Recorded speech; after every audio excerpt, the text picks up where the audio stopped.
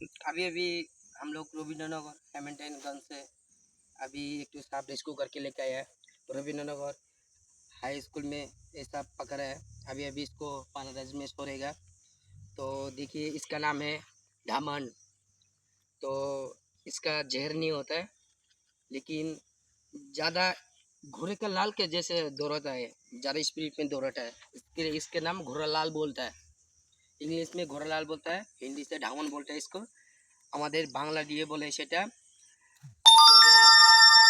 এই সাপটা অনেক কিছু জাত আছে। তো এটা হচ্ছে ব্ল্যাকের মধ্যে আছে, একটা ইয়েলোর মধ্যে পাওয়া যায়, একটা হোয়াইটের মধ্যে পাওয়া যায়। তা এখন আমরা দেরি না করে সাপটা ছেড়ে দিই। আমরা পানা রেঞ্জে ছেড়ে হচ্ছে। এই দেখুন সাপটা কোথায় যাচ্ছে, এই দেখুন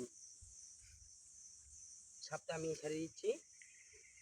এখান থেকে এখন এই জঙ্গলে ছেড়ে দিচ্ছি, জঙ্গল থেকে চলে যাবে।